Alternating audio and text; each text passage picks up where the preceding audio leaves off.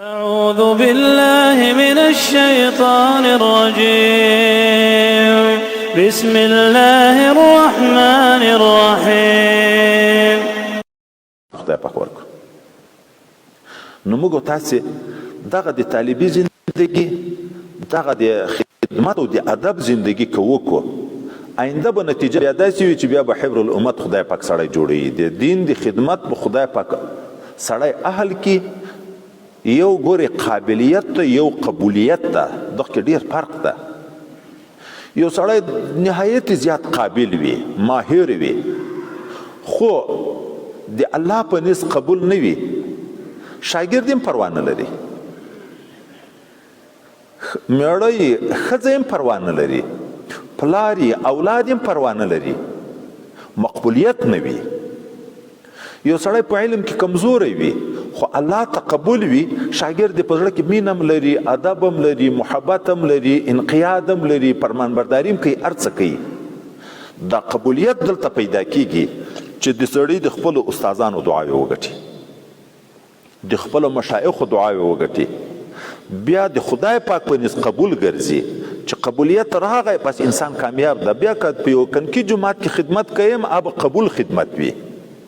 په کنکۍ مدرسه کې که خدمت کوي ما به قبول خدمت وي، که په غټه جامعه کې کوي ما به قبول خدمت وي. الله تعالی به بیا اثر کې پیدا کوي. نو لہذا موږ تاسې دغه زندگی باید د ادب او د خدمت غوره کو. څوک چې د بل خادم ځان جوړ کړي، تواضع په ځان کې پیدا کړي، خدای پاک په داسې مقام وای راولي چې بیا به نور خلک د خدمت کوي. آن که خدمت کرد او مخدوم شد. چا چې د بل خدمت وکړه او مخدوم کیږي بیا به خلک د خدمت کوي. او که څه ته ځان غټ ویلی چې زه ښه طالب یم، یا زه ښه ملا یم، یا زه ښه پیر یم، یا زه پلان یم، ځان یې غټ وبله، هغه بیا محروم شي. آن که خود را دید او محروم شد. چا چې خپل ځان غټ ولید بیا محروم شي د خدای پاک د رحم، د فیض، د نصرت، د خدای پاک د تعاون، بیا محروم وګرځي. هر څه چې دي هغه په عجز او تواضع کې دي. نو لہذا دغه زندگی، دغه طالبي زندگی د موږ تاسې یو خصوصي امتیاز لري تر نورو طالبیو نه. دغه ځای ته مو چې پام وي دا د قرآن عظیم شان طالبي ده. موږ په مدرسو کې د طالبي په زندگی کې د الف بانه نیولې چې تر څو دورې ته رسیږي د فنونو سره تعلق په فنونو کې آداب نه وي. په صرف کې چیرته د ادب خبره اورېدلې، په نحو کې ما اورېدلې، په معانیو کې ما اورېدلې، په اصولو کې ما اورېدلې. دغه ځای بیا هلته تاسې ته معلومیږي چې کله دورې ته ورسېږي علامه ټول فارغین که هلته بیا په تیر عمر سړی ارمان کوي چې ولې مې په طالبي کې خدمت نه کو، ولې مې په طالبي کې ادب نه کو، ولې مې په طالبي کې د استاد دعا نه ګټله، د خپل شیخ دعا مې ولې نه ګټله. د ارمان وخت بیا هلته را روان ده. نو ځکه د موږ حرص دا وي چې یو وارې څوک د موږ شاګرد کېږي، موږ یې د اوله نه چې شاګردي علا بصیرتین وي چې د اوله نه ګټه واخلي. دا قرآن عظیم شان سره به د موږ تاسې یوه نیمه میاشت تعلق وي. الله تعالی دې په خیر او په عافیت آخر ته ورسوي. نو که دا یوه میاشت دا 40 شپې چې انسان 40 شپې عام انسان په اخلاقو کې ډېر لوی بدلون راځي. ځکه پیدایښت په 40 شپو کې بدل شوی ده. 40 شپې نطفه وي، بیا وینه وي، بیا غوښه وي، 40 شپې بدلیږي. چې 40 شپې په تکبیر اولاد څوک لمونځ وکړي د منافقت نه خدای خلاصوي، د جهنم نه خلاصوي. ولې وایي بیا عادت د جماعت د پایبندي جوړ شي، ټول عمر ځای ته خدای پاک توفیق ورکوي. که موږ تاسې دغه 40 شپې مثلا یا کم او زیاتې 40 شپې خو نو پوره کېږي انشاءالله العزیز، څه به یا تر زیاتې شي. که دغه موږ تاسې په ځان لږ لحاظ وکړو، ادب وکړو، اخلاق ته مو ورپام شي د اصلاح دپاره، په ځان کې عجز راولو، تواضع راولو. امید ده چې خدای پاک ما آینده ټول عمر د دغه قرآن عظیم شان په برکت باندې د ادب زندگی او د خدمت زندگی، د محبت زندگی، د خپل استادانو سره د ښه تعلق زندگی نصیب کړي. بیا به خدای پاک ډېر لوی اثر په مرتب کړي. نو نور ذاتي هره ورځ خو دا شیان نشو بیانولی. د اوله نه دغه خبرې ته ذاتي باید پام وکړو، خدمت هم په مینه په محبت وکړو، ځکه چې د څومره ملګري خدمت وکړي هغه طالبان د قرآن دي د هغو په ټولو عباداتو په دغه علم په ثواب کې به ته ورشریکېږي.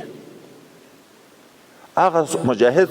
چې روژې خوړلې وي د هغو ثواب ولې ډېر شو؟ وایي ځکه خو خپل عبادت یې مو د بل په عبادت کې مو شریک شو، چې د بل خدمت یې وکړو خو د هغه د عبادت ثواب هم خدای ورکړو. د دوی ثوابونه څو چنده شو چې د دریو لپاره خدمت یې وکړو، د دریو په ثواب کې ورشریک شو، چې د څلورو خدمت یې وکړو، د څلورو په ثواب کې ورشریک شو، چې د لسو یې وکړو. د لسو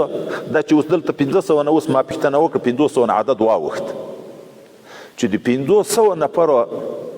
خدمت وکړي. خدمت خو نه دا نه معنی ده چې بوټونه ورته سم کړي، خو چې دا کاسې دې ورته پرېمینځلې دا څومره لوی خدمت ده، دا ماړۍ دې ورته کېښود دا څومره لوی خدمت ده. د 500 کسانو په دغه عبادت علم کې به ته ورشریکېږي. ځان ته 500 ورځې به عمل کوې، دلته به په یوه ورځ د 500 ورځو عبادت وګټي. نو دا شیان د خدمت ماده په ځان کې پیدا کول، د ادب ماده په ځان کې پیدا کول، د محنت ماده په ځان کې پیدا کول،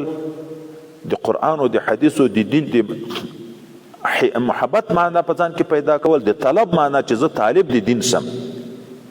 دغه شي ته چې موږ پام شي الله ډېر رحیم ذات ده، ډېر کریم ذات ده، چې الله وایي ما طرف ته یو لویشت څوک رانږدې کېږي زه بیا یو ګز ورنږدې کېږم، چې یو ګز رانږدې کېږي زه یوه غېږ ورنږدې کېږم، چې ما ته په سوکه سوکه را روانېږي الله وایي زه په منډه. الله خو جسم نه لري مکان نه لري، دا معنی د ما رحمت دی د تر عبادت زیات ده. نور د خدای پاک دا وخت په کې دغه خواهش و د باندینی خلک چې راځي هغه دیم کوشش دا کوي چې هغه د لارې په ترتیب باندې دلته د موټرو یا د نورو شیانو په ترتیب کې د آدابو لحاظ او د دغه شیانو لحاظ ساتي. دا ځایونه باید موږ نه خراب نشي چې آینده دپاره مشکل سره نه شو، بیا بل وخت کې ضرورت هغه خبرې به بیا کوو ان شاء الله العزیز.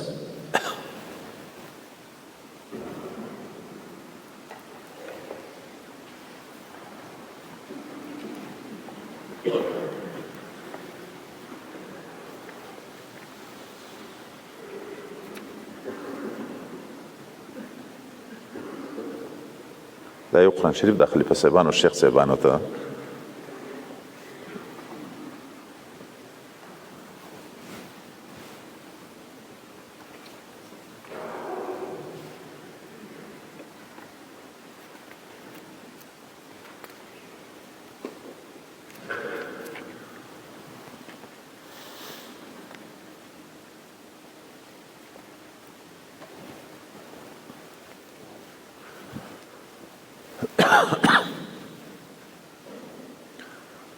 پرون مم اعلان کړی و، بیا ور بیا هم کوو چې ترجمه کوشش دا کوي چې په 9 بجو باندې ځان حاضروي. دلته ملګري او درسونه باید وختي وکړي 9 بجو ته. اوس هم د نیمه ګنټه وخته څه د دغه ملګرو په خاطر څه د خبرې مو ورسره ذکر کړي، آینده خو د مقدماتي خبرې نه ترجمه شروع کېږي په 9 بجو باندې. کوشش کوئ چې ترجمې ته حاضر یې، د باندې خلک چې راځي کوشش دې کوي 9 بجو ته ذاتي به زموږ سبق لږ ډېر روانېږي، په مخ باندې روان شي چې خدای پاک دا ترجمه په خیر عافیت ختمه کړي.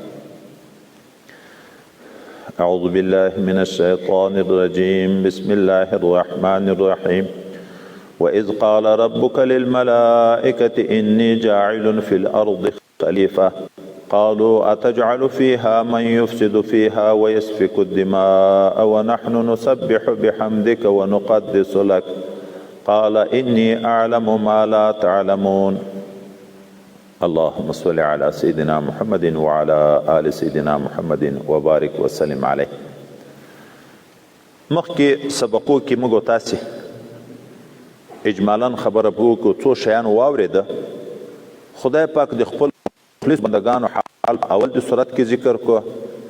بیا د کفارو خالصینو حال ذکر کو، بیا د منافقینو حال ذکر کو، بیا وروسته د ټولو انسانانو د ناس په عنوان خطاب وکړو یا ایها الناس سره. اصل مقصد ته متوجه کړو چې د کوم مقصد لپاره پیدا یې چې د خدای پاک عبادت او معرفت ته هغه طرف ته متوجه شئ، او خپل انعامات راته ذکر کړه چې الله د تاسې خالق ده، مالک ده، مربي ده، تاسې پیدا یې، د تاسې پلار او مور پیدا دي، مځکه درته پیدا ده، اسمان درته پیدا ده، د رزق بندوبست درته کوي. دا ذکر شو. اوس بیا په نوع د بشر چې ټول انسانان دي په مجموعه باندې یو انعام ذکر کوي چې خلقت د آدم علیه السلام او خلافت الهی ده د آدم علیه السلام چې د خدای پاک د خلافت مقام خدای پاک دته ورکړی او دومره عظیم مقام انعام یې پکړی چې د ملایکو دپاره مسجود له ګرځولی ده د دغه انعام بیان کوي د آدم علی نبینا علیه السلام د پیدایښت د مخکې په دې روی زمین باندې یو مخلوق د خدای متعال چې پیریانان دي دا مخکې پیدا و بیا دغه عامو پیریانانو په مځکه کې فسادونه شروع کړه قتلونه یې شروع کړه بدعملۍ یې شروع کړې بیا یو بله ډله د الجان په نامه باندې خدای پاک د ملائکو سره ګډه راولېږله عام پیریانان یې پسې واخیسته د الله په حکم غرونو ته جزیرو ته د دریابو مابینو ته دا بیا په مخ کې باندې اوسېده الله تعالی اراده د دې وکړه چې د دغه مځکې خلافت انسان ته وسپاري نو ملائکو ته یې وویلې زه په مځکه کې خپل خلیفه نائب پیدا کوم اول دوی باندې پوه شو خلیفه نائب هغه څوک د ځان دپاره مقرروي چې هغه کې کله کله عجز راځي پاچا د ملک د ملک نه چې ځي په ځای باندې بل څوک مقرر کړي چې موږ تاسې نایب و معاون ورته ویایو د جومات امام د په مابین د لمانځه کې بیا اودسه شي بل څوک نائب مقرر کړي خلیفه مقرر کړي دا د ضرورت په بنیاد باندې وي الله تعالی خلیفه ته څه ضرورت لري اول نه په دغه ټکي ځان پوه کړو الله تعالی څه ضرورت لري نه غیبوبت کې راتلی شي نه عجز کې راتلی شي په الله تعالی کې چې ضرورت لري چې خلیفه مقرر کړي وای د الله تعالی خلیفه مقررول د الله د عجز په بنیاد نه ده د خلکو د عجز په بنیاد ده موږ د الله تعالی خبرې اورېدی شو الله تعالی لیدی شو د دنیا په انسانانو عامو کې دغه استعداد موجود ده نو ځکه خدای پاک موږ ته خلیفه مقرروي چې د موږ د هدایت ذریعه وګرځي مناسبت وي انسان وي هغه استاد او شاګرد په منځ کې مناسبت ضرور ده ځکه هم چې کفارو به اعتراض کوو چې دا څنګه پیغمبر د موږ غوندې انسان ده که پیغمبر مقرریږي خو ملایکه دې مقرر شي الله تعالی د هغو په دفاع کې څه ویي که ملائکه مقرر کم رسول انسانانو ته په خپل ملکوتی شکل که ملائکه وي انسان ویني نه مناسبت نشته فایز نشي تر حاصلولی اخذ نشي تر کړی که انسان تر جوړوم په انساني شکل کې چې مناسبت پیدا شي خو بیرته به بیا تاسې اعتراض کوئ چې دا انسان ده چې د ملائکو نه اخذ موږ نشو کړی نو د الله تعالی نه به څنګه موږ اخذ وکړو د موږ د عجز په خاطر الله شفقتن او رحمتن خپل خلیفه موږ ته په نوع د بشر کې مقرروي چې د موږ ښه هدایت رشد او تربیه په صحیح طریقه باندې وکړي خدای پاک دغه خبره ملائکو ته ښکاره کړه ملائکې ورته ویې چې ای رب کریمه ته بیا په مځکه کې داسې څوک پیدا کوې چې په مځکه کې به فساد کوي ګناوې به کوي په مځکه کې به وینې تویې قتلونه به کوي او موږ ملائکې هغه مخلوق د تا یو چې ماده د ګناه تا نه در کراب کې پیدا کړي خو معصوم دي ټول عمر د تا تسبیح ویایو په داسې حال کې چې متلبس یو په حمد سره د تا حمد ادا کوو ټول عمر ونقدس لک نسبت پاکی کوو تا ته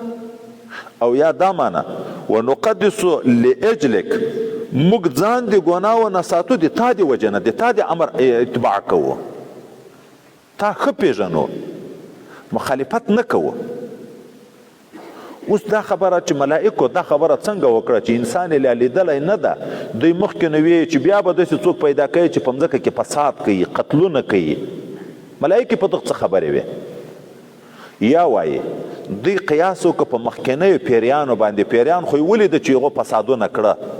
نو د هغه په بنیاد یې ویلې چې بیا به هم داسې مخلوق چې په هغه کې به فساد راځي او یا رب کریم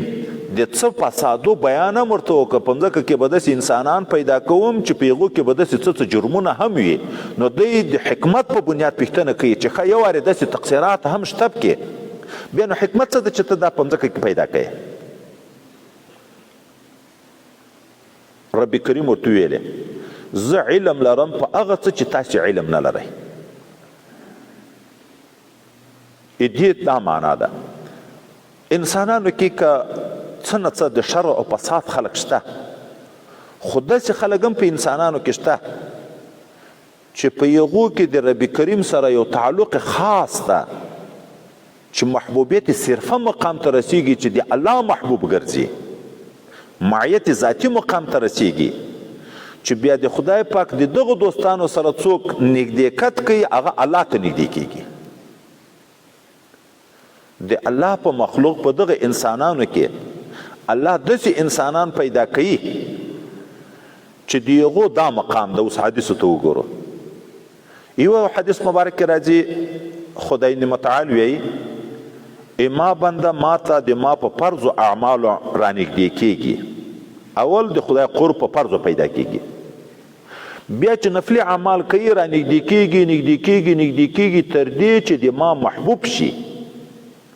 او الله تعالی وی څوک چې د ما محبوب شي زه یې سترګې شم چې په ما باندې بیا لیدل کوي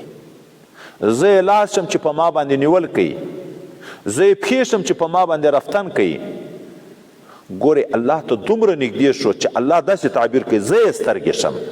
زه یې لاس شم زه یې پښې شم او بل حدیث مبارک کې راځي چې په ورځ د قیامت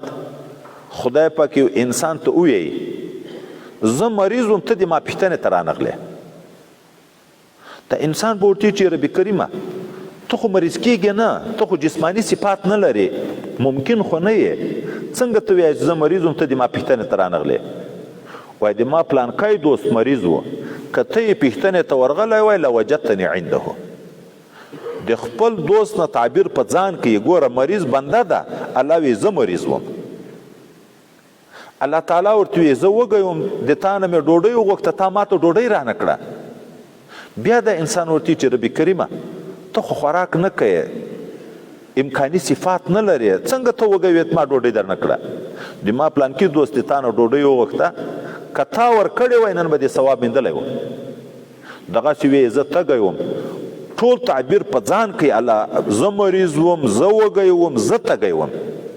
داسې مقام په بل مخلوق کې نشته په دغه انسانانو کې خدای پاک داسې انسانان پیدا کړي نو ځکه الله تعالی ورته ویلې تاسې خو هغه ظاهري فساد ته ګورئ خیر ته نه یې خبر خو داسې خلک شته کې چې هغه ما سره داسې یو مقام ته رسیږي چې معیت ذاتي مقام ورته ویلی کېږي محبوبیت صرفه مقام ورته ویلی کېږي چې هغه د ما دوست بیا داسې شي لکه زه د دغه وجه نه د دغه حدیث په اول کې داسې تعبیر کوي من عاد لی ولیا څوک چې دښمني کوي د ما د دوست سره الله وی د ما اعلان جنگ د وسره خوشحال رشا کشمیری سی بی د لی مخکې کو اوله نه په دې پوه چې د ما د دوست سره دښمني دا د ما سره دښمني د من عاد لی ولیان ورسته ذکر کوي د اوله نه د دوست خدای دښمني داسې ده لکه اوله نه د الله العیاذ بالله بیا دې ته چې سړی ملا تړلی وي او په ضد سره بیا محدثین لیکي چې معلومیږي چې څوک چې د خدای د دوست سره بیا اخلاص کوي محبت کوي معاونت کوي هغه الله به بیا عزتمن ګرځي چې د الله د دوست سره دښمني کوي الله دښمني کوي چې د الله د دوست سره څوک دوستی کوي الله تعالی به بیا سره دوستی کوي نو الله ورته زه علم لرم په هغه څه باندې چې تاسو علم نه لرئ د آدم علیه نبی علیه الصلاۃ والسلام وجود خدای پاک جوړ کو د طائف او د مکه معظمه په مابین کې په یو بیابان کې پروت ته قالب جوړ د روح نشته پکې شیطان چې په دې کې اختلاف ده چې د جنس د ملائکو نه ده که د پیریانو د جملې نه ده اقوال مختلف دي پکې خو په ډله د ملائکو کې را روان ده په ډله د ملائکو کې را روان ده د آدم علیه نبی علیه السلام وجود ولید په دښته کې چې تا خو یو نوی قسم مخلوق ده خو شیطان خبیث هلته ډانچه جوړه ده نور بدن خېټه خالی ده د خولې د لارې نه ورننوت اعلان د طرف ته تر اووت نو وی ویلې چې دا که موجود هم شي پیدا هم شي دا قابل اعتبار مخلوق نه ده ځکه خېټه یې خالی ده. او بیا ملایکه ورته وویلې که دغه ژوند پیدا کی الله یې ژوندی کی او تاسې ته حکم وشي چې د ده اتباع وکئ تاسې به اتباع وکئ که نه؟ ملائکو ویلي او چې د الله حکم وي هغه په ټول عمر د خدای پاک د حکم نه خلاف نه کوي لا یعصون الله فیما امرهم. ده وایي د ځان سره پټ وویلې چې زه خو یې نه منم. نو ځکه وروسته الله تعالی بیا دا ښکاره کوي چې هغه تاسې ښکاره کړه په هغه علم لرم چې ملایکو خبره وه چې او چا پټ مه کړه چې د شیطان خبره وه چې نه په دواړو باندې زه علم لرم. او یا ملائکو ویل چې او خو په زړو کې دا خیال ورسره پیدا شو د ملائکو سره چې که پیدا یې هم کی تر موږ نه به لوی عالم نه وي ځکه چې موږ د ده نه مخکې پیدا یو په ډېرو شیانو د موږ علم شته دی لا نشته پیدا لا نه ده او علم خو د شرافت صفت ده نو تر موږ به اشرف هم نه وي چې څومره څوک عالم وي دومره د علم د وجه نه شرافت په نور مخلوق باندې زیات وي چې موږ علم زیات نو موږ به شرافت هم د موږ زیات وي تر نورو نه. خو دا یې په ښکاره نه وویلې په زړو کې دا ور وګرځېده. نو یا ملایکو ته خطاب د الله وی چې په خوله مو وویلې په هغه علم لرم چې او اتباع ده خو په زړه کې مو چې څه خیال درغی په هغه علم لرم چې تر موږ به اعلم نه وي. نو د دغه ځای د ورکولو دپاره چې دا سوچ هم ختم شي چې او انسان تر تا نه که شاته پیدا ده خو قابلیت علم هغه په ده کې تر تاسې زیات ده. نو الله تعالی اوس دغه کوي چې دوی ته دا ورپېژني د انسان مقام ورپېژني. خدای متعال آدم علی نبینا علیه الصلاة والسلام ته د ټولو شیانو نومونه ور وښوه حتی کاسه جام پیاله ګوره دا یو نوع شی دی غټې ته کاسه ویلی کېږي کنکي ته جام ویلی کېږي کنکۍ ته پیاله ویلی کېږي وایي حتی دغه په ترتیبوار دغه کنکی او غټ شي دا یې ور وښوه. وروسته دغه شیان یې عرض کړه ملایکو ته چې د دغو نومونه بیان کړئ دا چی دي؟ ملائکو ورته ویلې چې موږ خو علم نه لرو مګر هم په هغه څه چې تا راښولي چې تا نه یې راښولي موږ علم نه لرو.